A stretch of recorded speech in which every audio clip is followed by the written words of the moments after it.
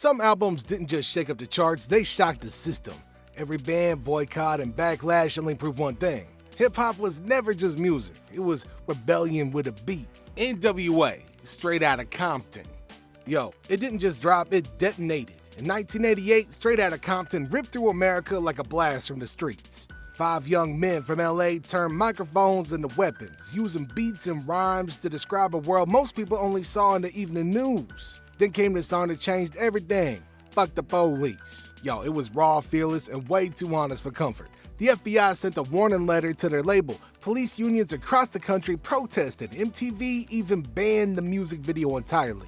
The source and rap pages kept the fire alive. Word spread through mixtapes, swap meets, and neighborhood sound systems, unfiltered, unstoppable.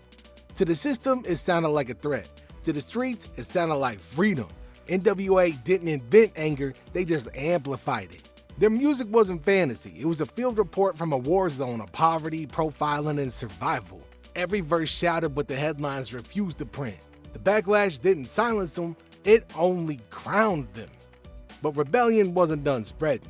Next, it would reach the halls of power themselves. 2 Live Crew, as nasty as they wanna be.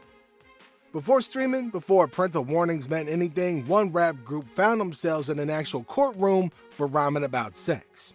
In 1989, 2 Live Crew released As Nasty as They Wanna Be, loud, explicit, and unapologetic. But what started as party music quickly turned into a national panic. Florida prosecutors, cause naturally it's Florida, called it obscene. Stores was raided. Record shop owners were handcuffed for selling CDs. The group's concerts were shut down mid-performance, and pretty soon the rappers themselves were facing charges. It became the first album in US history legally declared obscene. News channels replayed courtroom footage, and conservative groups used it as proof that hip-hop was corrupting America's youth. In a country that worships freedom, they was on trial for words. The courtroom became a circus of moral outrage, preachers, parents, politicians, everybody arguing about what should be heard. And through it all, 2 Live Crew fought back with another album, banned in the USA, turning censorship itself into a beat. When the dust had settled, they won. The case didn't just protect the rap group, it rewrote the limits of the First Amendment. But even when rappers wasn't arrested, the verdict was still waiting in the court of public opinion. Eminem, the Marshall Mathers LP. Alright, Eminem didn't just poke the bear, he stared straight at it, laughed, and made a record about it. When the Marshall Mathers LP dropped in 2000, it felt less like an album and more like an emotional explosion. Part therapy session, part shock art. He mocked pop stars, cursed politicians, and turned his private chaos into public spectacle. Songs like Kim and Stan blurred the line between confession and performance, forcing listeners to ask, yo, is this real or is this just rage and rhyme? On forums like early MTV News and Rolling Stone, fans and critics couldn't agree if he was a genius or a menace. The backlash was instant. Women's rights groups, politicians, and even the wife of the US vice president condemned him. Canada debated banning his concerts altogether. Talk shows and tabloids treated him like a national crisis wrapped in headphones. But so did the sales. That album shattered records, over 1.7 million copies in a week, proving controversy doesn't kill art, it fuels it. For every protest sign, there was a million more headphones pressed tighter. Eminem didn't follow the rules of fame. He rewrote them in permanent marker. But controversy wasn't always loud. Sometimes it whispered through pain and despair. XXXTentacion, 17. For a generation raised on depression memes and SoundCloud beats, XXXTentacion was a mirror. Cracked, but honest.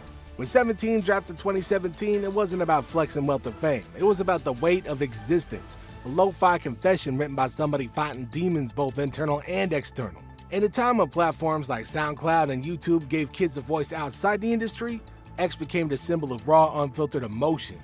His music didn't sound polished, it sounded real, like pain recorded in real time.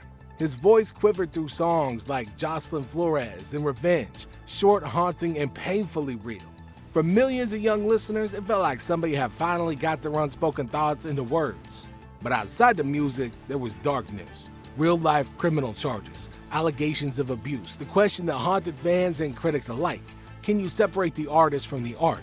Spotify pulled his music from playlists under its hateful conduct policy, only to face backlash for selective morality.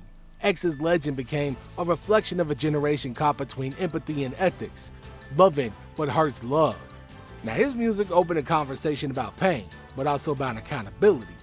But long before the internet made outrage viral, artists were already battling political systems face to face. Nas, Untitled. Now before the album even dropped, Nas had already started a war, not with beats but with a word. He announced the title that America still flinches at. And now suddenly, record labels panicked, politicians barked, and news anchors debated whether art had gone too far. But Nas wasn't just chasing shock value.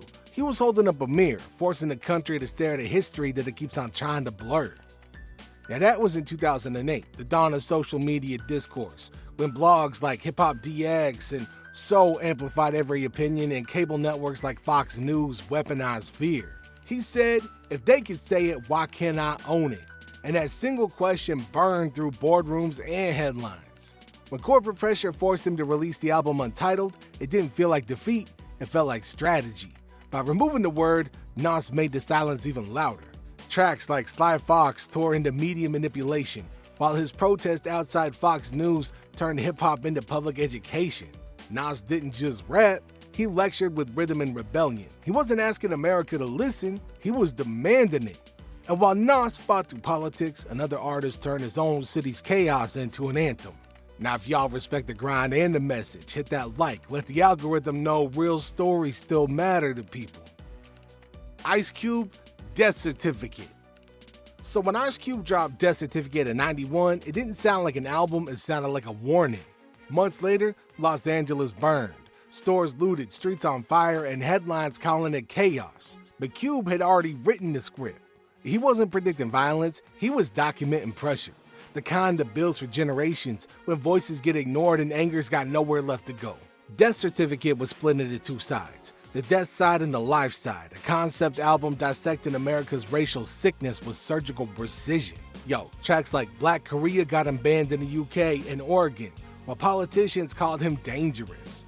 But yo, the danger wasn't in the lyrics, it was in the truth that they carried. Cube wasn't trying to comfort anybody.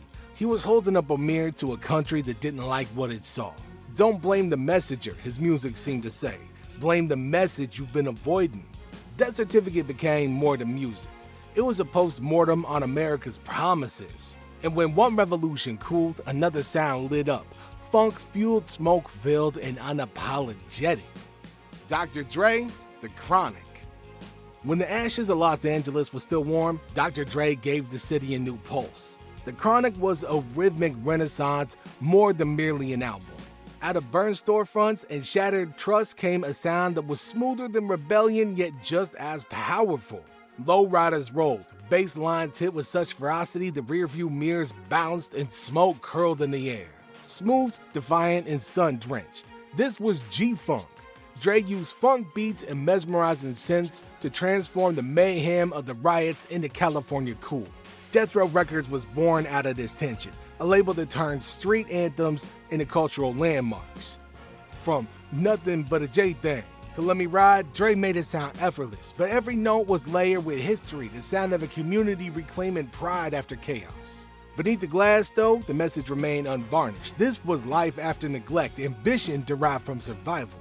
The Chronic didn't preach, it vibed, yet every single beat carried the weight of a community rebuilding itself. Dre didn't just build a new sound, he built the soundtrack of defiance, and in doing so, he proved that hip-hop could rule radio without losing its edge. But hip-hop wasn't only fighting systems, sometimes it was fighting itself. Tupac, Tupacalypse Now. Now before the legend, before the murals and headlines, there was just Tupac, a young man with a notebook full of fury and truth. Tupacalypse Now wasn't designed to entertain, it was meant to sting. Every verse felt like a confrontation. Police brutality, poverty, broken systems, things most politicians prefer to ignore. Tupac rapped like a man on trial, not for crimes but for daring to speak. Songs like Trapped and Brenda's Got a Baby weren't fantasies, they were field notes from forgotten streets. Then reality caught up. When a teenager claimed Tupac's music inspired him to shoot a state trooper, the controversy exploded. Vice President Dan Quayle stepped in, condemning the album, saying it has no place in our society. But Tupac didn't back down. He argued he wasn't promoting violence, he was exposing the conditions that created it. I just said what they wouldn't show, he once said, and that was the problem. Before the myth, before the martyr, there was an artist who just wanted the truth to hurt. Tupac's controversy wasn't a scandal, it was a warning shot, one that echoed long after he was gone. Every controversy left a scar, but also a story, proof that every time hip-hop was silenced, it just came back louder than ever before.